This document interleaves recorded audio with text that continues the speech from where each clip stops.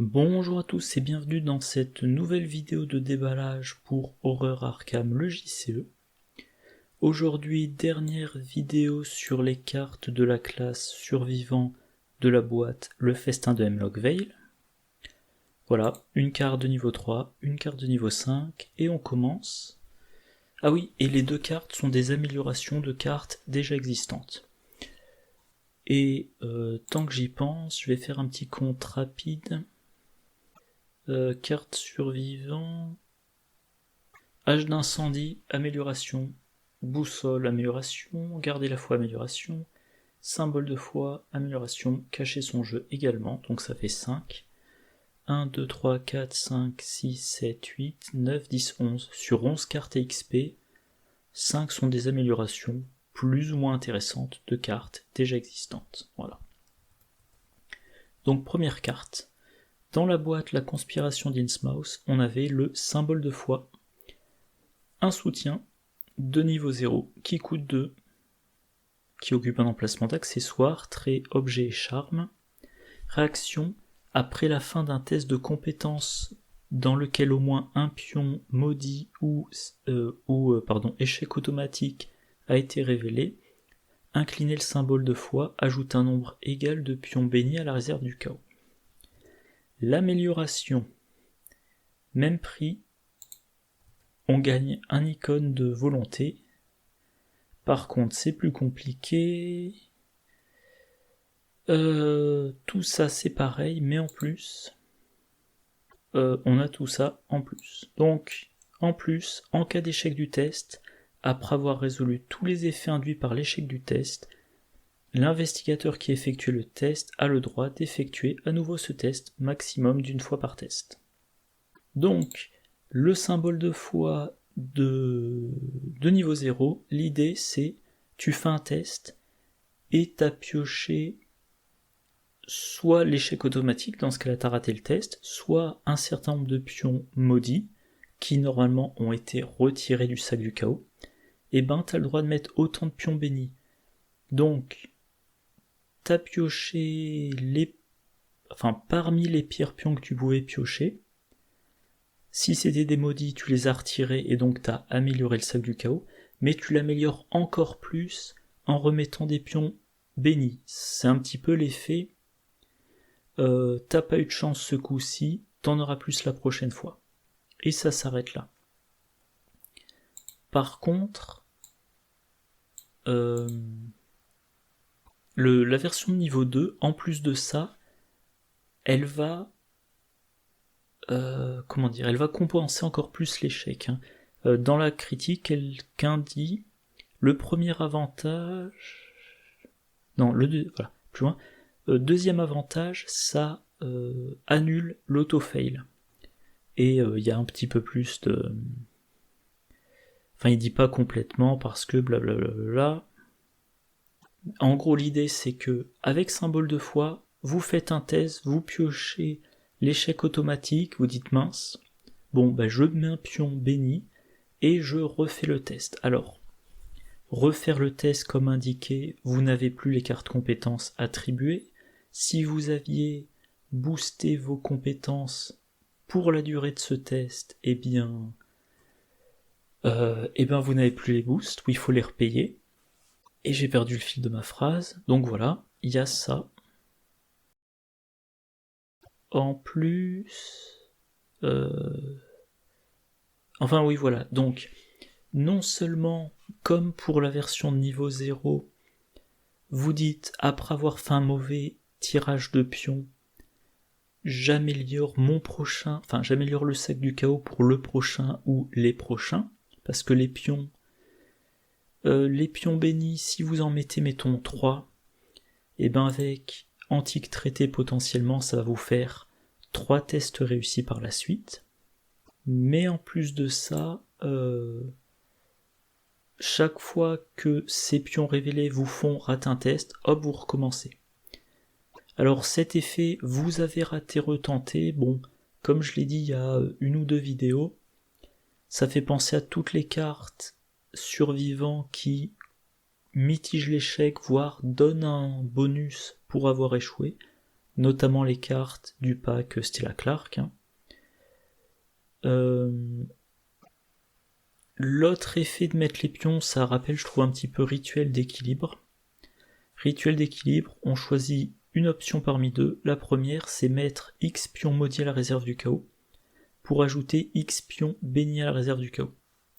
Donc imaginons un investigateur, alors le groupe veut des pions bénis, et ben un investigateur va dire en une action je mets 5 pions maudits et 5 pions bénis dans la réserve du chaos.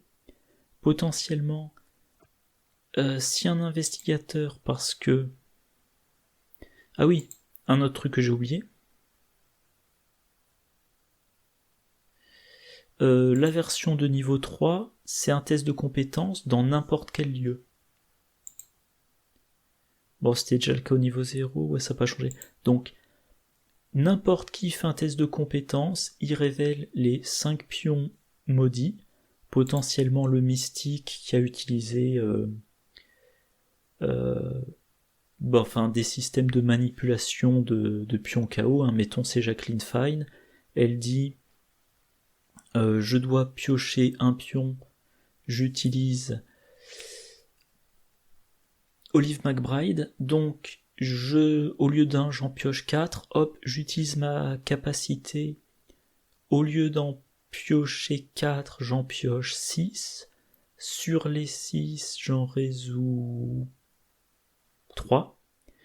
Les 3, idéalement, les 3, vous prenez 3 pions maudits et ou échec automatique. Pour chaque pion maudit, vous allez chercher un autre pion dans le sac du chaos. Et si vous révélez les 5 pions maudits d'un coup, eh bien, effet de symbole de la foi, après la fin du test de compétence, les 5 pions maudits sont retirés et sont remplacés par 5 pions bénis. Et donc, une action plus le test, un total de 2 actions, on a mis les 10 pions bénis dans le sac du chaos. Et le test, il a été raté, mais il est refait. Et avec un peu de chance derrière, on réussit le test. Et donc, en 2 actions, on a mis 10 pions bénis dans le sac du chaos, plus on a réussi le test qu'on voulait faire. Voilà.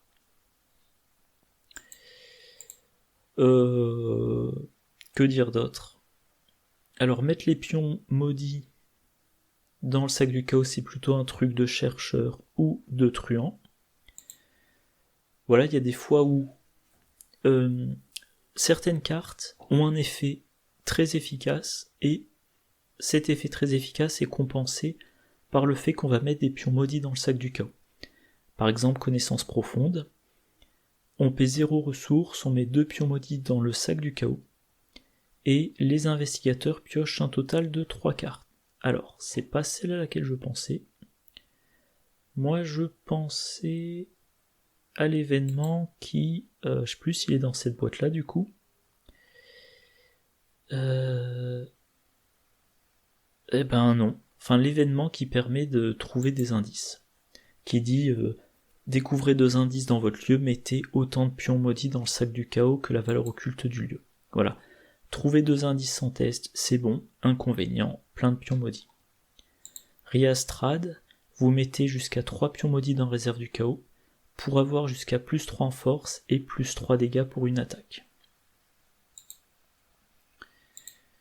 Ça c'est une possibilité. Vous avez des pions maudits dans le sac du chaos parce que vous utilisez des bonnes cartes qui ont comme inconvénient de mettre des pions maudits, et donc vous voulez une solution de suppression de ces pions maudits, et tant qu'à faire, de remplacement par des pions bénis. Grâce à l'effet en cas d'échec, ces pions maudits là ils vous font rater le test. Donc si par exemple vous ratez de 3 un test de reste pourrissant, vous prenez quand même les 3 horreurs, mais pour des tests que vous déclenchez vous-même du style une enquête, vous révélez 2 pions maudits, et ensuite un -4 dans la foulée, test raté, mais vous mettez 2 pions bénis dans le sac du chaos, vous refaites l'enquête, si tout se passe bien, elle est réussie, et donc toutes ces cartes maudites ont un coût baissé, vu qu'elles vous font moins souvent échouer vos tests. Et une autre possibilité, c'est quand on essaie de faire un deck qui joue à la fois le béni et le maudit. Moi, un truc que je n'ai jamais voulu jouer, je préfère spécialiser, mais dans le pack mouillé jusqu'au cou, parmi tous les traités, il y a le traité paradoxal des mystiques. Réaction: après qu'un investigateur dans votre lieu a effectué l'étape révéler un pion KO d'un test de compétence, si un pion béni et un pion maudit ont été révélés lors de ce test, inclinez le traité paradoxal, ce test réussit automatiquement. Et tous les pions bénis et tous les pions maudits révélés sont retirés du sac du chaos. Voilà. Moi j'ai toujours trouvé que mêler les deux, c'était en termes de probabilité, c'était bof, il y a des calculs de probabilité plus bas. Voilà. Mais là où je voulais en venir, c'est que en mystique, il y a quand même un certain nombre de cartes qui incitent à mêler le béni et le maudit.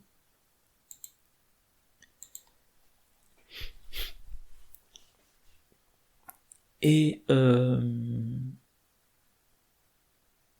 y a des cartes les cartes mystiques, il y a des cartes mystiques qui jouent sur le béni, d'autres sur le maudit, d'autres qui font soit béni soit maudit, béni et maudit.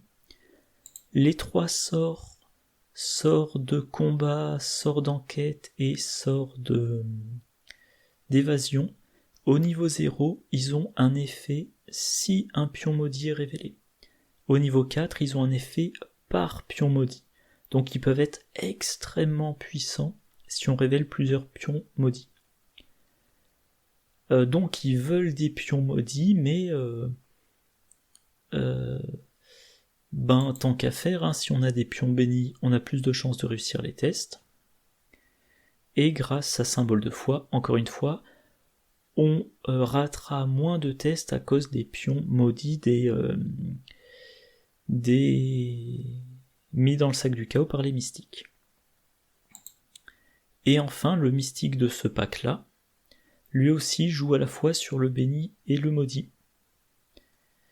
Il a accès aux cartes bénies, aux cartes maudies, et voilà, avec le symbole de foi, on peut... Comment dire, que je trouve un bon exemple. Voilà, imaginons qu'à un moment donné, il y a un maximum... il y a plus de pions maudits que de pions bénis. Vous en révélez lors d'un test. Vous en révélez X. Les X sortent du sac du chaos, vu qu'ils sont résolus. Ça vous fait mettre X pions bénis dans le sac du chaos. Et au début du tour de Kohaku, il va voir qu'il y a par exemple 4 pions maudits dans le sac du chaos. Voilà, il y avait 6 pions maudits et 0 pions bénis. Vous avez révélé 2 pions maudits, ils ont été retirés, il n'y en a plus 4 et il y a 2 pions bénis. Donc au début de son tour, comme il y a moins... Alors je vérifie... Ah, Firefox qui est en train de planter. Voilà, Firefox qui a complètement planté, il faut que je le relance. Du coup, post-café. Je disais donc, au début de son tour, Kohaku constate qu'il y a 4 pions maudits, 2 pions bénis. Du coup, il va mettre un pion béni. Et il rapproche de l'équilibre un pion béni pour un pion maudit, ce qui augmente les chances de résoudre le traité paradoxal. Voilà. Et dernière carte, ça va aller vite. aux frontières du visible, donc cycle de Dunwich, on avait caché son jeu de niveau 0. J'en ai pas mal parlé dans les dernières vidéos, parce que là on a un cycle qui rajoute quelques cartes à cet archétype. Donc cacher son jeu de niveau 0, un soutien qui coûte 3, trait condition, limite de 1 par investigateur. Lors de la phase d'entretien, vous avez le droit de choisir de ne pas gagner de ressources. Tant que vous n'avez pas de ressources dans votre réserve de ressources, vous gagnez plus 1 de volonté, plus 1 d'intelligence, plus 1 de force et plus 1 d'agilité. Là, on a la version de niveau 5, c'est un permanent. Et voilà, vous payez 5 XP pour avoir un permanent. De ce point de vue-là, tiens, j'ai oublié de le mentionner, ça rappelle, livre à vous-même. Livré à vous-même, on a une version de niveau 3, non permanente, et une version de niveau 3 exceptionnelle et permanente. Voilà. Bon, alors là, il y a le résumé. Voilà. Carte S-Tier qui vaut largement ses 5 XP. Blablabla. Vous devriez la considérer comme la première amélioration de votre deck dans un deck de style cacher son jeu. Quelques remarques. Je vais reprendre ce qu'il dit. Ça ne coûte pas de ressources. 3 ressources. Ah oui. Un truc, donc un deck cacher son jeu. Un deck cacher son jeu, il veut ne pas avoir de ressources pour gagner des bonus.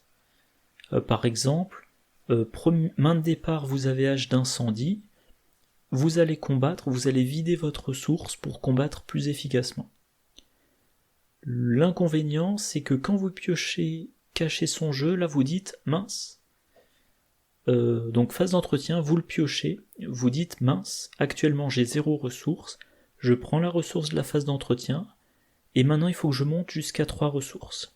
Donc je dois monter jusqu'à 3 ressources pour jouer cacher son jeu, mais en montant à 3 ressources, je perds en efficacité, mais si je dépense toutes mes ressources pour garder mon efficacité, je ne peux plus jouer cacher son jeu. Et donc il va falloir trouver un moyen de gagner rapidement les 3 ressources, puis de les dépenser immédiatement sur cacher son jeu.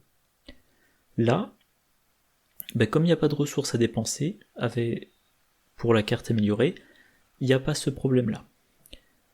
On n'a pas à le jouer vu que c'est un permanent. On économise une action sur le scénario. C'est pas grand-chose.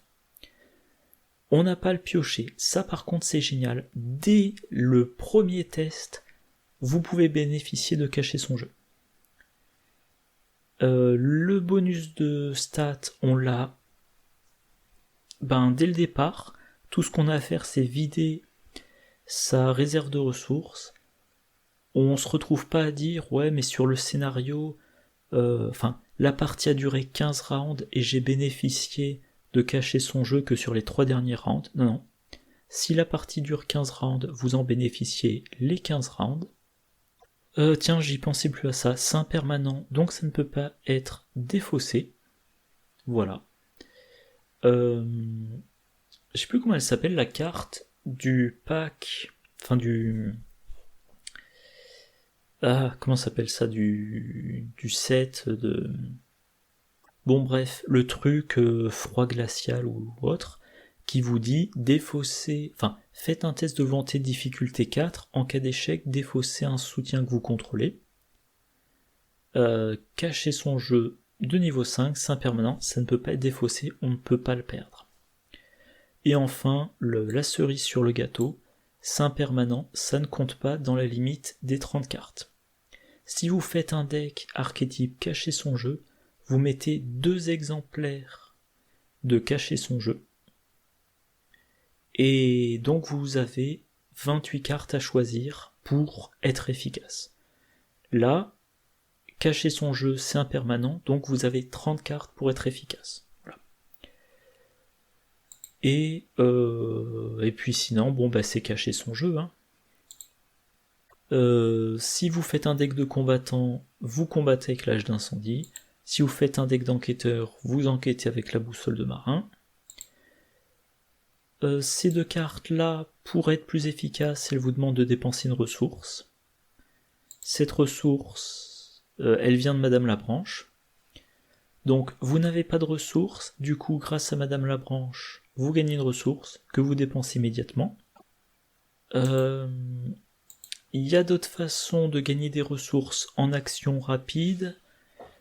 On peut mentionner dans la boîte de base, je crois que c'est connaissance interdite.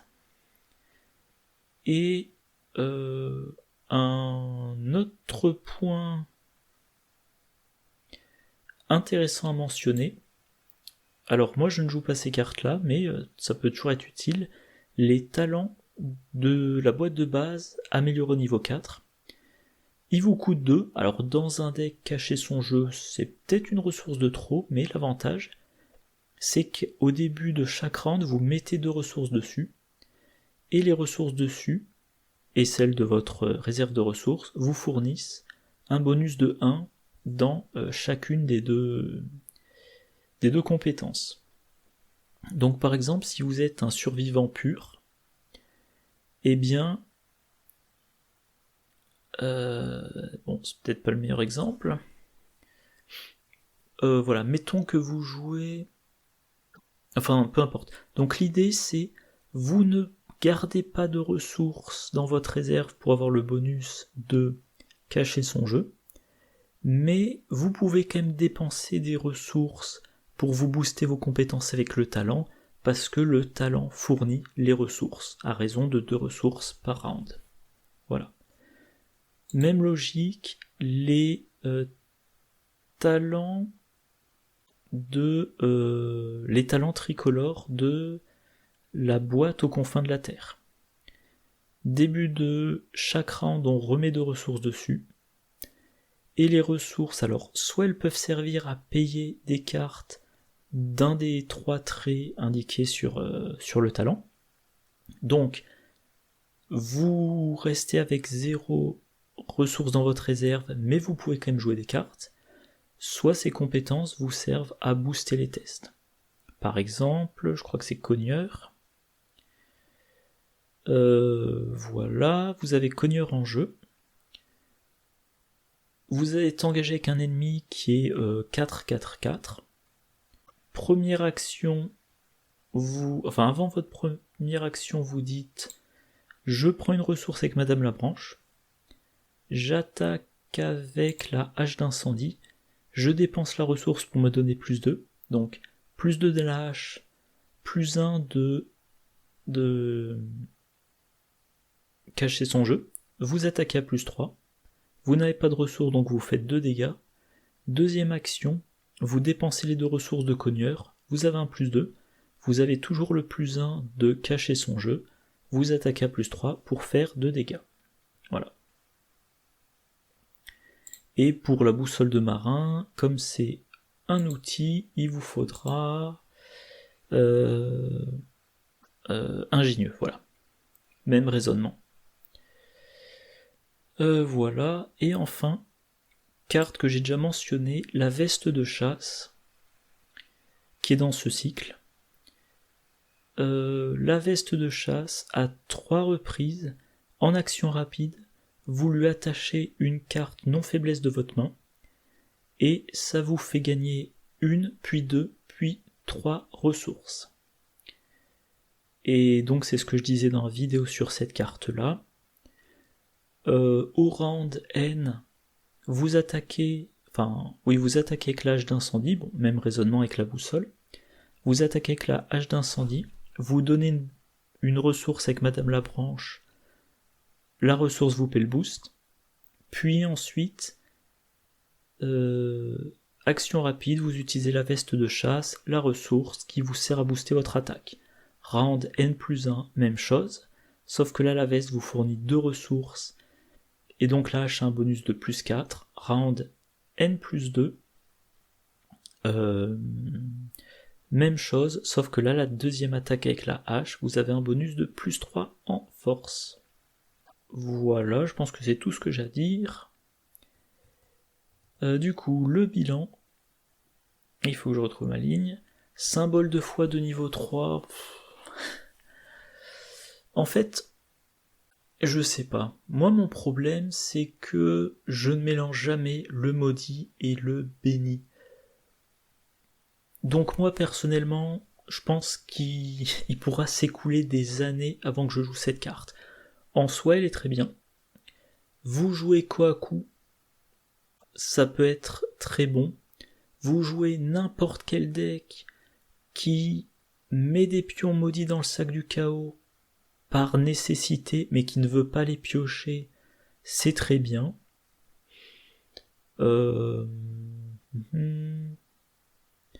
Oui, voilà. Hein.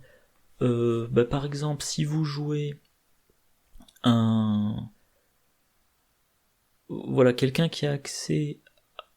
Si vous jouez par exemple un duo Wendy Adams plus n'importe quel truand pour le combat, il combat avec Riastrad, il va mettre des pions maudits dans le sac du chaos, mais personne veut les piocher ensuite, et ben Wendy, elle prend symbole de foi, et elle aide à nettoyer le sac du chaos.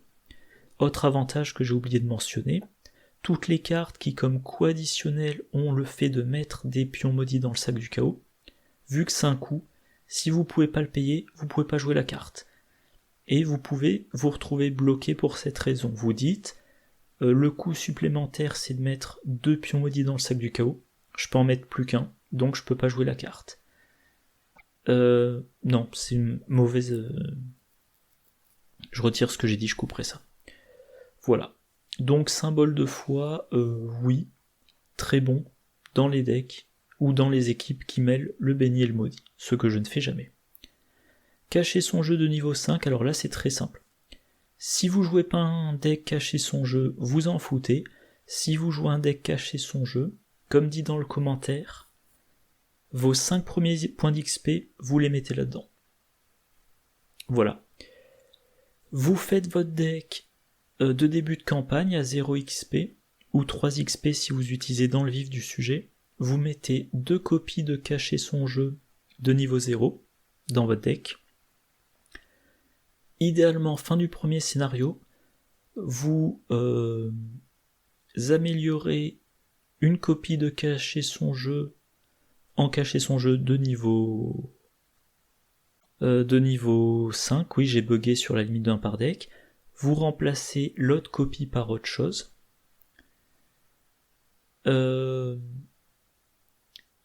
Du coup vous avez... Votre deck passe à 29 cartes, vu que cacher son jeu est impermanent, il compte pas dans la limite.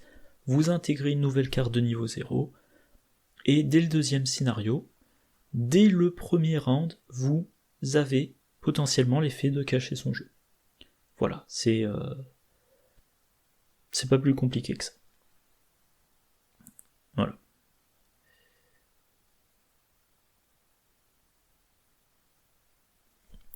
Bon bah c'est tout pour cette vidéo, et c'est la fin des cartes survivants.